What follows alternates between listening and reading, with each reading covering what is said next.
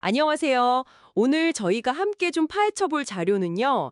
메타인지, 판단 일관성으로 신뢰도 평가, 여기서 가져온 내용입니다. 아, 네. 우리가 매일 내리는 그 수많은 판단들 있잖아요. 네. 이게 정말 믿을 만한 건지, 특히 절대적인 정답을 알 수 없을 때 이걸 어떻게 알 수 있을까 하는 거죠.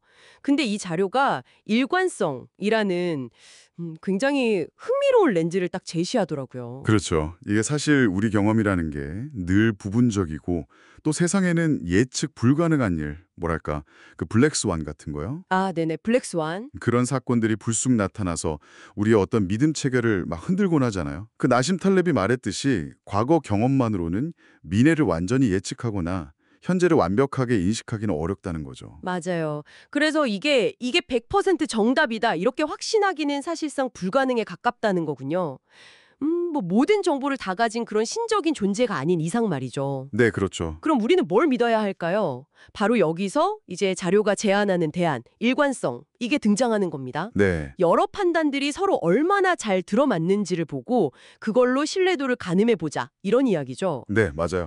이 자료에서 그래서 메타인지를 그냥 단순히 생각에 대한 생각, 이걸 넘어서요. 내가 내린 여러 판단들이 서로 얼마나 일치하는가, 이걸 통해서 내 인식의 신뢰도를 스스로 평가하는 능력, 이렇게 정의하고 있거든요. 아, 그렇군요. 이게 인간뿐만 아니라 그 인공지능, AI에게도 적용될 수 있는 개념이라는 점이 특히 좀 흥미로운 부분입니다. 왜 하필 일관성일까요?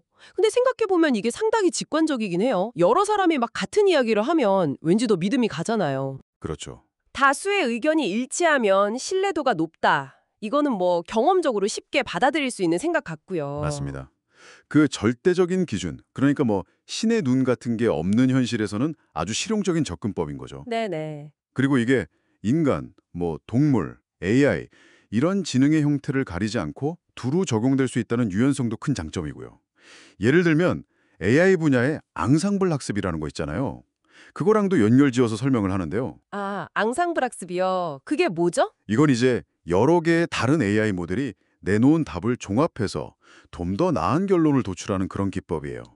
여러 모델이 일관되게 같은 답을 제시하면 그 답이 맞을 확률이 높다고 보는 거죠. 와, 그러니까 여러 목소리가 한 방향을 가리키면 그게 정답일 가능성이 높아진다 이런 거네요? 네네. 여기서 그럼 핵심은 왜 일관성이 신뢰도로 이어지는가 이 부분인 것 같은데요? 자료에서는 이걸 그 베이지 추론 원리랑 비슷하게 설명한다고요? 네, 맞아요.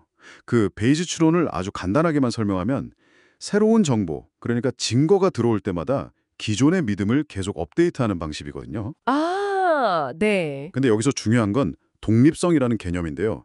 서로 영향을 받지 않은 여러 독립적인 판단들이 우연히 같은 방향으로 틀리기는 확률적으로 매우 어렵다는 겁니다.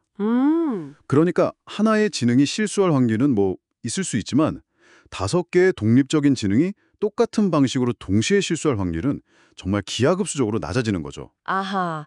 그래서 아까 그 고양이랑 개 예시가 나오는 거군요. 네, 그렇죠. 5명이 그림을 보고 고양이라고 하고 딱 한 명만 개라고 한다면 설령 우리가 정답을 직접 볼 수는 없더라도 그 독립적인 5판단이 일치한 고양이 쪽을 훨씬 더 신뢰하게 된다는 거. 맞아요. 마치 여러 증인이 일관된 증언을 하는 거랑 좀 비슷하게 느껴지네요. 정확합니다. 그래서 이 자료가 보는 메타인지는 이 판단이 객관적으로 맞는가 이걸 묻는 게 아니에요. 아, 그게 아니라? 네, 오히려 이 판단이 내가 가진 다른 판단들 혹은 뭐 다른 사람들의 판단과 얼마나 일관되게 연결되는가 이걸 묻는 능력에 가깝다고 할 수 있습니다. 판단 자체의 어떤 절대적인 진실성보다는 그 판단들 사이의 관계망 속에서 신뢰도를 찾아가는 과정인 셈이죠. 근데 여기서 약간 궁금한 점이 생기는데요. 만약에 그 판단들이 사실은 서로 독립적이지 않으면 어떡하죠? 아, 예를 들어서 뭐 집단사고, 그룹싱크처럼 다들 그냥 비슷하게 생각해서 일관성만 높아진 경우라면요?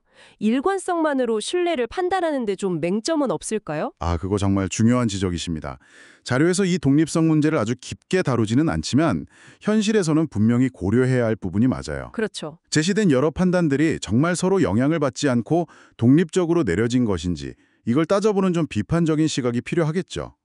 그럼에도 불구하고 이 일관성이라는 기준 자체는 우리가 정보를 처리하고 판단의 타당성을 가늠할 때 무의식적으로든 의식적으로든 활용하는 꽤 강력한 도구임은 분명해 보입니다. 네, 오늘은 이렇게 메타인지를 판단의 일관성이라는 어떤 실용적인 관점에서 새롭게 조명하는 자료를 좀 깊이 살펴봤습니다. 네, 그렇죠. 여러 판단이 얼마나 서로 들어맞는지를 통해서 신뢰도를 추정한다.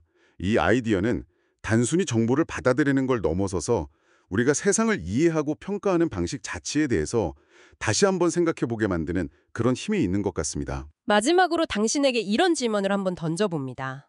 혹시 최근에 내린 어떤 중요한 판단에 대해서 한번 생각해 보세요. 그 판단과 관련된 다른 정보들이나 아니면 주변 사람들의 의견을 떠올렸을 때 유독 이건 좀 다른데? 하고 불일치를 느꼈던 그런 지점은 없었나요? 만약 있었다면 그 불일치가 당신의 처음 판단에 대한 확신에 어떤 영향을 주었는지 잠시 한번 곱씹어 보는 건 어떨까 싶네요.